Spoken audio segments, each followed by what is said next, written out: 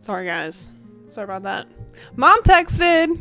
With Halloween being just around the corner, I thought we would sit down together and tell the scary story of Sonic Riders. It's always fun when a game series is like a racing spin-off. And we all know the successful titles of like Mario Kart, Crash Team Racing, and of course many more.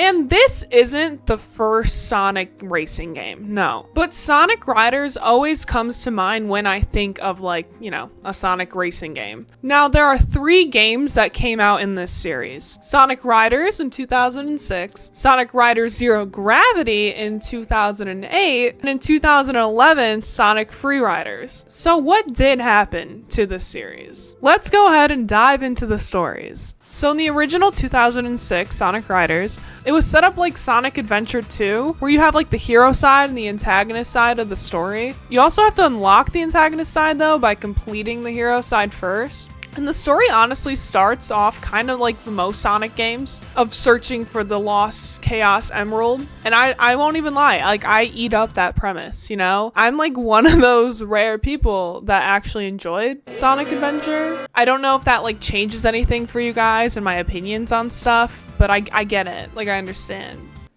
If you hate me now, like I get it. We then get introduced to some new antagonists in the Sonic series, the Babylon Rogues. And we actually see these characters appear in other games besides like the Sonic Rider series. They appear in like Mario and Sonic at the Olympics. We then find out that our boy Eggman is starting some kind of Grand Prix, a little racing action, you know? And that the Rogues are gonna be in the race. And those guys have the Chaos Emerald that they're looking for. So you get to see the story from 2 sides, completing all races in each story. And in the end, we see like this giant, I don't even know, like a goon, if you will. Ooh.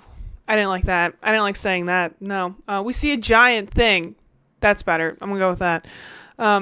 And you have to play as Sonic to beat it. And then Eggman shows up at the end and he finds out the treasure is just like a carpet. And you're like, oh, I don't know why. Like it felt a little unfulfilling for me, that ending. Again, that's just me. I don't know. Maybe you guys like that carpet. It's your kind of thing. So in 2008, Sonic Riders Zero Gravity shows up. And in this story, it starts off like with Sonic and he discovers like a legend regarding the artifact known as the Ark of the Cosmos. But of course, the Babylon Rogues, Sonic's well-known rivals, are also after this legendary artifact. This sets off a war over the artifact and who's gonna get it. And now leading them to settle the dispute by having their own extreme gear competition. But of course, we find out our boy Eggman is here again and controlling these robots. And at the end, another giant, I don't know, this like ball of death, I guess you could say. He just kind of reminds me of like the robots from Battle for Bikini Bottom. Like I won't even lie, like, you know, like the ones that are like in like the oil bubble capsule thing. That's what they kind of remind me of. Anyway, sorry, getting sidetracked. And he's got to be stopped. And I will say, I do like this ending better than the first. There's no rug. There's no rug. But then we go into Sonic Free Riders. This story is really unoriginal in my opinion. It's just Eggman and he's saying, hey, I'm hosting a second Grand Prix, like how he hosted one in the first Sonic Riders. But there's no cutscenes this time. Unlike the last 2, there was like some really fun cutscenes with like really great character interaction. But in this one, it kind of reminds me of like Sonic Unleashed, which is photos of the characters in like a text box. In this one, you got 4 teams and each team has 10 races that you need to complete. And it's all played on like the same maps each time in a row. You'll be on these maps for a very long time and it gets old very quickly. This ending I hate. I just really hate this ending. It ends with Eggman and he reveals that he never had a prize to reward with them at all. But at the end, all the team characters, they all agreed that they had a fun time racing. So it was okay. They were okay with that. The prize was the friends that we made along the way. So now that we know the stories of the games, it's time to look at the gameplay because this is kind of what gets shit on the most in the series. This series is obviously like the first to introduce like the extreme gear, which essentially is just anti-gravity gear. So the boards, the bikes, the shit that I almost just called them Heelys. I meant to fucking say rollerblades, my bad. A key component of like the gameplay is like the air tank, which is displayed in the lower right hand corner of the screen in the original and in Free Riders, but it's seen in the bottom left hand corner for Zero Gravity. And the air serves as like the fuel for your extreme gear, and it gets depleted gradually as the race goes on. But you can refill the air by using pit stops on the track, which forces your character to stay in place while the air meter recharges. Or you can perform tricks when jumping off ramps or off, you know, an opponent's like little stream of air.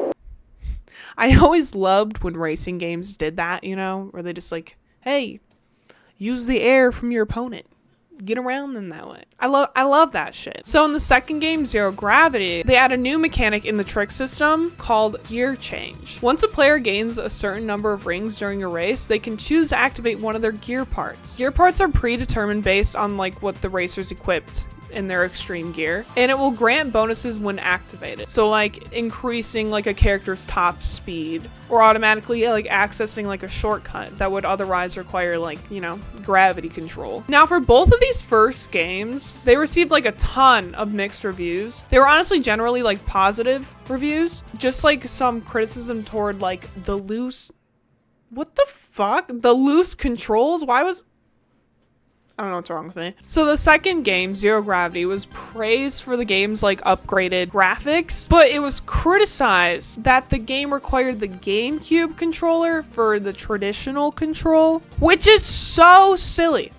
That is just the silliest thing I've ever heard a game get criticized for, because it's like, yeah, no shit, they're gonna use motion controls on a motion control based system. So if you wanted to use your traditional controls, plug in the GameCube controller. But you know, you would think developers like they would see this and say, ah, yeah, okay. So I understand from like these reviews of these two games, they want more traditional controlling. And you would think, yeah, I'm gonna carry that information with me into the third game, right? Right? I keep saying silly. Like this really is, this whole entire thing is kind of silly. Not so much spooky. I guess it's not so much of like a Halloween story here, but a silly story, if you will. Isn't like silly horror? That's like a genre. Yeah, this is like a silly horror movie, okay? This will always be super silly to me. Sonic Free Riders was released as a fully motion-controlled racing game, and it was played on the Xbox 360's Kinect. Just with that information alone, what do you guys think is gonna happen here? A fully motion-controlled racing game, after hearing what the other reviewers said. And the game received generally unfavorable reviews. Surprise, surprise. Many reviewers were slamming on its motion controls, which they felt ruined the game and made it a bad launch title for the Kinect. And a lot of the reviewers complain about the controls being unresponsive. And looking back at the E3 announcement videos, you can even see like the demo guys struggling to get certain inputs to work. And the thing about like motion control games is like a lot of them need like simplistic controls to have the game feel good. But with Free Riders, it seems they were adding in so many unnecessary like convoluted controlling, and like you're playing the game while using your entire body to navigate through all these courses. You have several power-ups that require specific motion. There's like a missile which is thrown like a football, or a boost that's like activated by shaking a soda can. Okay, listen guys, I really don't understand this like phenomena that like happened with these like early games that came out on these like motion control based systems, and like wanting to use like a soda shaking movement. I don't know why. I don't know why. Why? Could you guys tell me why? And like the other actions that were like needed to perform was like bending the body to steer, performing kicking motions to increase speed, and jumping to perform tricks. And this all happens in races like when you want to switch from different areas of the map, like from land to water. I think with a series like Sonic Riders, there wasn't really that sweet spot that got hit of like listening to the community and the reviewers, but also like taking like a leap of creativity and doing something different. This was honestly a very successful series, and I would like to see it come back, truthfully. But I think we could totally do without shaking a soda can.